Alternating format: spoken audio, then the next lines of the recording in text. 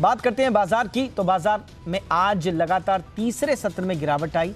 सुबह बाजार मजबूती के साथ खुले, लेकिन मुनाफा वसूली के चलते जल्द दबाव में आ गए। पिछले 3 सत्रों में बाजार अपने हाई से 5% गिर चुके हैं। आज निफ्टी 133 अंक गिरकर 14,239 और सेंसेक्स 531 अंक गिरकर 48,348 पर बंद हुए। वित्त मंत्री निर्मला सीतारमण अगले सोमवार यानी 1 फरवरी को आम बजट पेश करेंगी। बजट से शेयर बाजार को दिशा मिलने की उम्मीद है। कल यानी मंगलवार को गणतंत्र दिवस के मौके पर शेयर बाजार बंद रहे।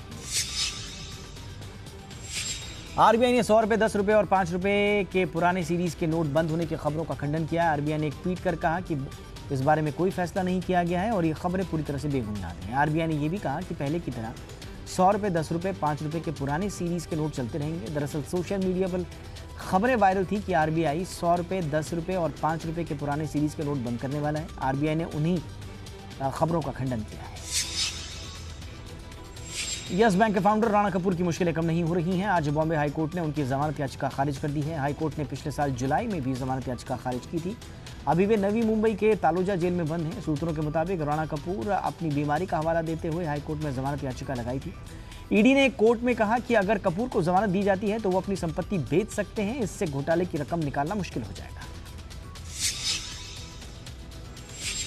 रसोई के उपकरण बनाने वाली कंपनी स्टोव क्राफ्ट का आईपीओ आज निवेश के लिए खुल गया है। पहले दिन कंपनी का आईपीओ करीब पूरा भर गया है। कंपनी की योजना आईपीओ के जरिए 412 करोड़ रुपए जुटाने की है। यह आईपीओ 28 जनवरी तक खुला रहेगा।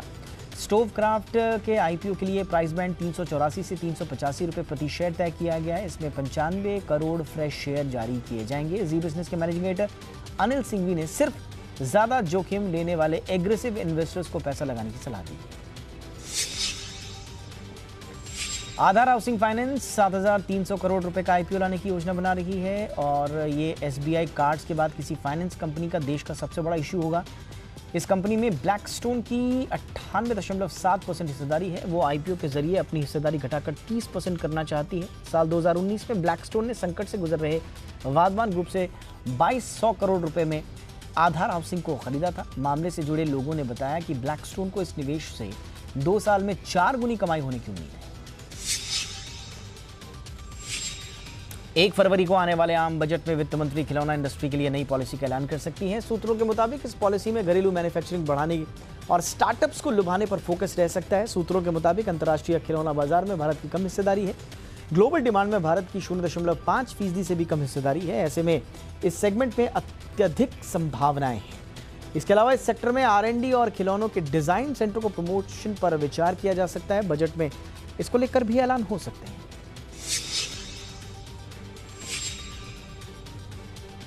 पर्यावरण की चिंताओं को देखते हुए केंद्र सरकार पुराने वाहनों पर ग्रीन टैक्स लगाने की तैयारी कर रही है। केंद्रीय सड़क परिवहन मंत्री नितिन गडकरी ने पुरानी गाड़ियों पर ग्रीन टैक्स के रूप में लेवी लगाने के एक प्रस्ताव को मंजूरी दे दी है।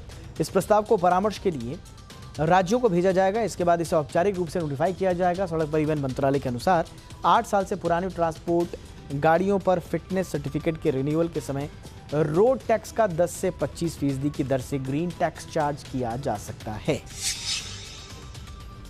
देश के दूसरे सबसे बड़े सरकारी बैंक पंजाब नेशनल बैंक ने अपने ग्राहकों से पुराने आईएफएससी और MICR कोड को 1 अप्रैल से पहले बदलने को कहा है। बैंक के मुताबिक 31 मार्च 2021 के बाद से ये कोड काम नहीं करेंगे और अगर आपको पैसे ट्रांसफर करने हैं तो उसके लिए आपको बैंक से नया कोड लेना होगा। पंजाब नेशनल बैंक ने सोशल मीडिया के जरिए इसकी जानकारी दी है। बैंक ने कहा कि ओरिएंटल बैंक ऑफ कॉमर्स और यूनाइटेड बैंक ऑफ इंडिया की पुरानी चेकबुक और IFSI MICR कोड सिर्फ 31 मार्च तक ही काम करेंगे। ई ग्रोसरी के भविष्य के सबसे बड़े बाजार के रूप में देखा जा रहा है। उम्मीद की जा रही है कि 2024 तक यह 8 गुना तक बढ़कर $18 बिलियन यानी करीब 1,31,000 करोड़ रुपए का हो जाएगा। होम गार्डन कंसल्टिंग फर्म रेडसीयर के अनुसार ई ग्रोसरी बाजार 2020 में 60% बढ़ा है और 2021 की पहली छमाही तक इसके 41 से 49% बढ़ने की उम्मीद है। रेडसीयर और बिग बास्केट की एक और रिपोर्ट के मुताबिक नूडल्स और कुकीज जैसे फूड, नींबू जैसी इम्यूनिटी बूस्टर, सैनिटाइजर जैसे हाइजीन प्रोडक्ट की मांग में तेजी रही।